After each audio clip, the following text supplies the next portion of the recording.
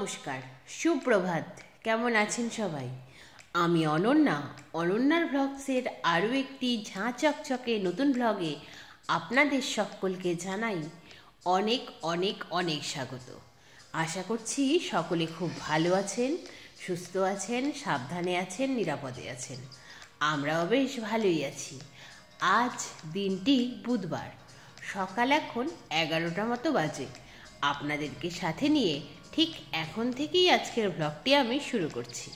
যথারীতি সকালে ঘুম থেকে উঠে প্রতিদিনের মতোই ব্রাশ করে ফ্রেশ হয়ে নিয়েছি।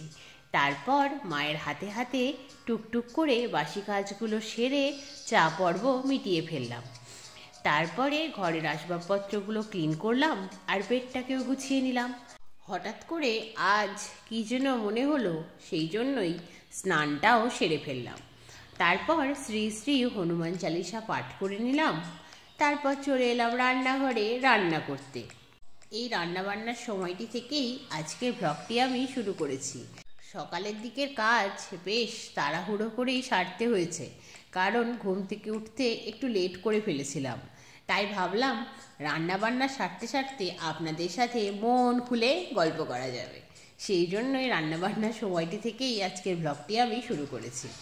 আজ যেহেতু বুধবার, আজ বিশেষ রান্নাবান্না করতে হবে না, কারণ গতকাল মঙ্গলবার হলেও গতকাল প্রচুর নিরামিষ রান্না মা করেছিল। গতকাল আবার ছিল আমার দিদুনের 30তম মৃত্যুবার্ষিকী। দিদুন চলে যাওয়ার 30টা বছর পার হয়ে গেল। ভাবতেই যেন কেমন একটা লাগে, সেই কত ছোটবেলায় দিদুনকে হারিয়েছি আমি। যাই হোক, আর কিছু বলার নেই, ভাবলেই মনটা খারাপ হয়ে আসে, চোখের কোণেই জল জমে। দিদুনকে আমি ভীষণ মিস করি। একজন একজন করে ভালোবাসার মানুষগুলো এইভাবেই আমাদেরকে ছেড়ে পরপারে পাড়ি দেন। এটাই হয়, এটাকে মেনে নিতে হয়, মেনেও নিয়েছি। তো প্রতি বছরের মতো এবছরেও দিদুনের মৃত্যুবার্ষিকী উপলক্ষে কালীবাড়িতে গিয়ে পুজো দিয়েছিলাম। আর অন্যবার হলে তো এমনিতেও ভেজ খাওয়া হতো, যেহেতু দিদুনের মৃত্যুবার্ষিকী। কিন্তু এবছরটা যেহেতু মঙ্গলবারই ছিল, তাই ভেজই খাওয়া হয়েছে। গতকাল রান্নাবান্নার সব দায়িত্ব মাই নিয়েছিল। গতকাল মা অনেকগুলো পদ রান্না করেছিল, সেই জন্যই আজকে বিশেষ কিছু রান্নাবান্না আমায় করতে হচ্ছে না। কারণ অনেকগুলো পদ রান্না করলে কি হয়, অনেকগুলো পদ রান্না করলে এটাই হয়, প্রচুর পরিমাণ সবজি বেঁচে যায়।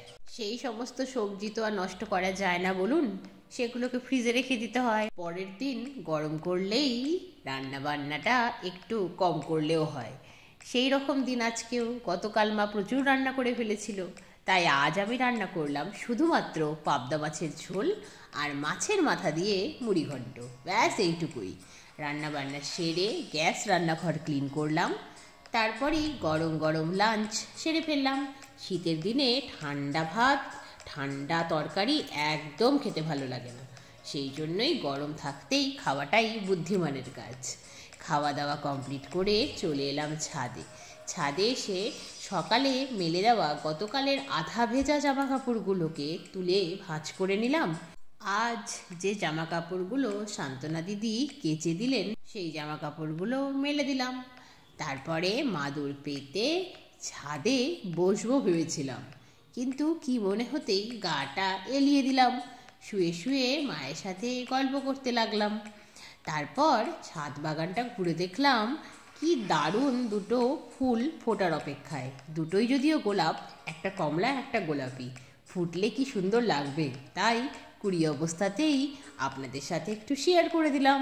তাহলে আজকের মতো এ পর্যন্তই। আবার দেখা হবে খুব শিগগিরই অন্য একটি নতুন ব্লগে। ততক্ষণ সবাই খুব ভালো থাকবেন। আজকের ব্লগটি কেমন লাগলো জানাবেন, ভালো লাগলে একটি লাইক করে দেবেন। চ্যানেলে নতুন হলে চ্যানেলটিকে সাবস্ক্রাইব করে আমার বন্ধু হয়ে যাবেন। টাটা।